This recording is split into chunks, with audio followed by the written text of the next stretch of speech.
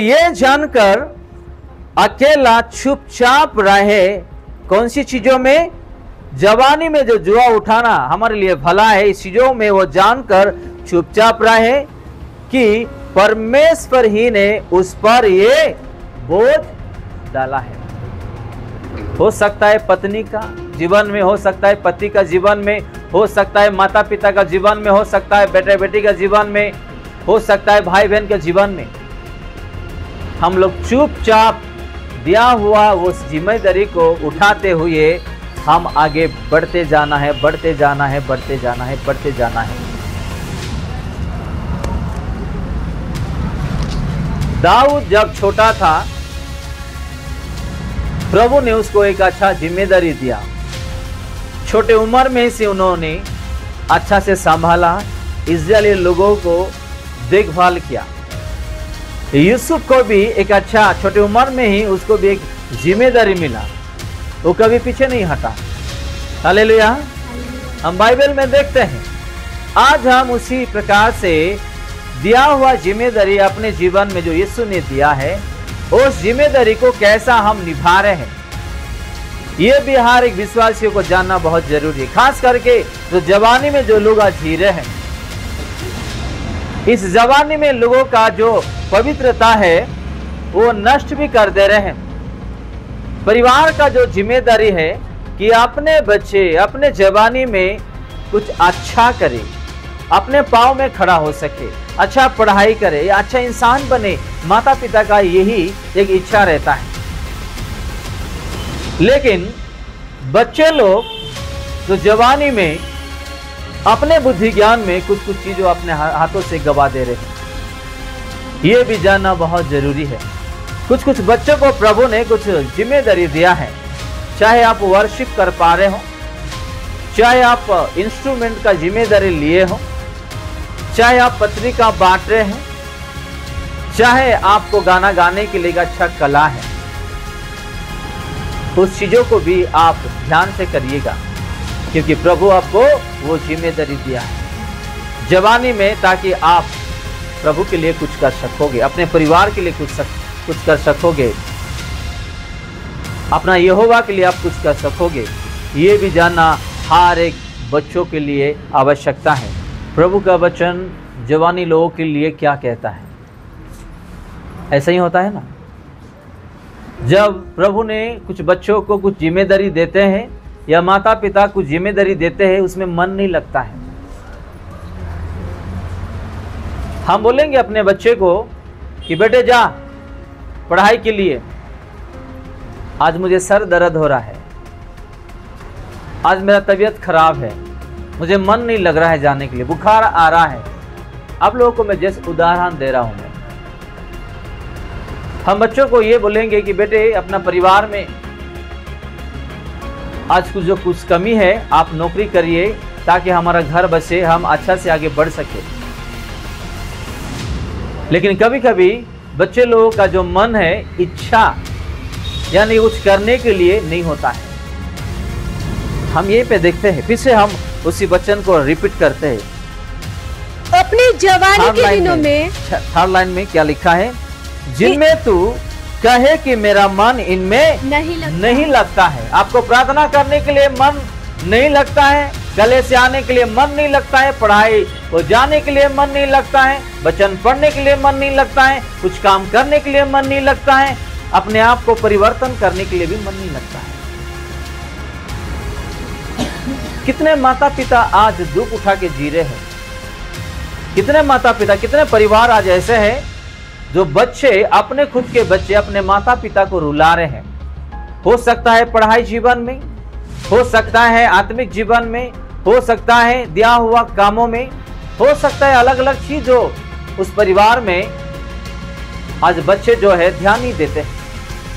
आज उसी चीजों के लिए माता पिता भी आज रो रहे, दुख उठा रहे हैं।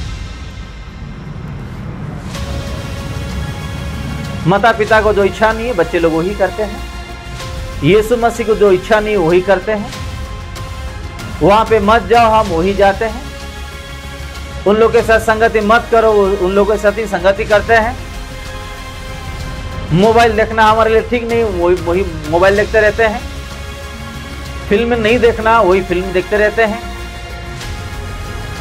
आप लोगों को जैसे उदाहरण दे रहा हूं, जो प्रभु को पसंद नहीं है, जो माता पिता को पसंद नहीं, जो इच्छा नहीं है, वही चीज भी आज अपने बच्चे कर रहे हैं। युवाओं के लड़के और लड़कियां लोग जो है यही काम कर रहे हैं।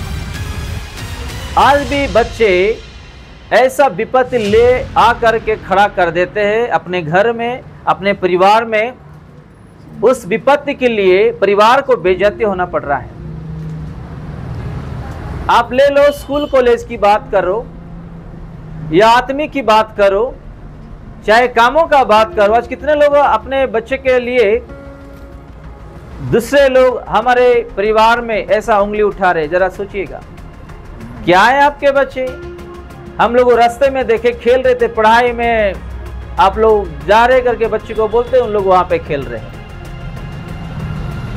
क्या है आपके बच्चे? आप लोग बुढ़ा हो गए, अभी भी काम नहीं कर रहे हैं। कब तक आप लोग ऐसे काम करते रहोगे?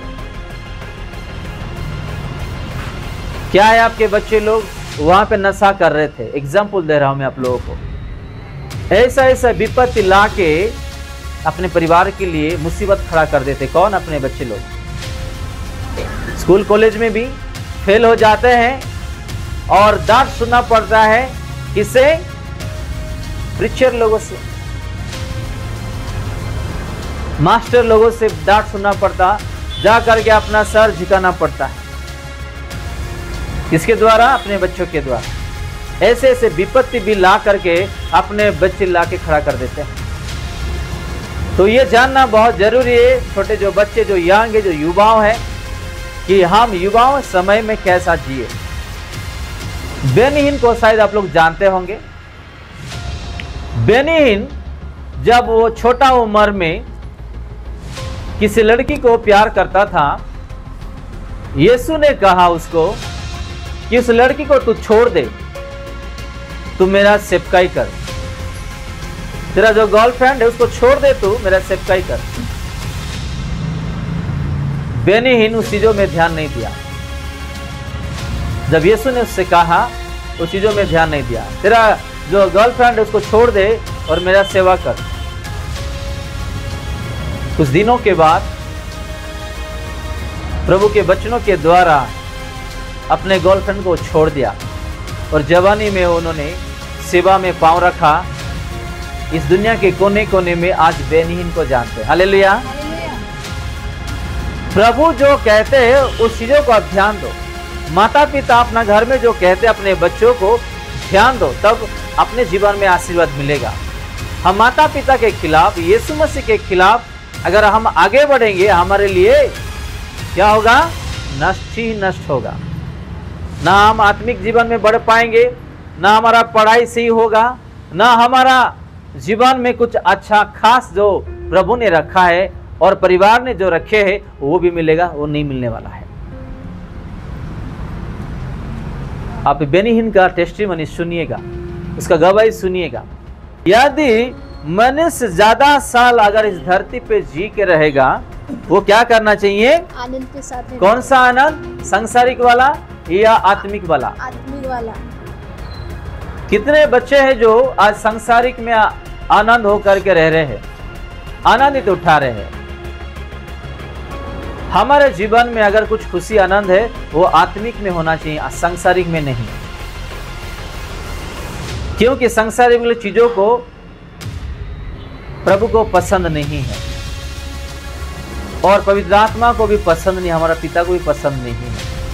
अगर हम जवानी में आनंद से जी रहे, खुशी से जी रहे हैं, तो वो है आत्मिक वाला होनी चाहिए। जवानी में आज अंधेरे में लोग जी रहे हैं, चल रहे हैं, पापों में जी रहे हैं। बच्चे लोग आज ज्यादा से ज्यादा इस धरती पे यंग लोग, युवाओं लोग जो है पाप में जी रहे, आप नहीं जानते हैं। मोबाइल में आज जो बिजी रहते हैं बच्चे, चैटिंग में, किसी से बात करने में, वो भी पाप है, वो भी अंधकार है जो हमारे जीवन में काम कर रहा है। वो भी शैतान हमारे जीवन में काम कर रहा है। प्रभु एक दिन में कितना घंटा बनाया है?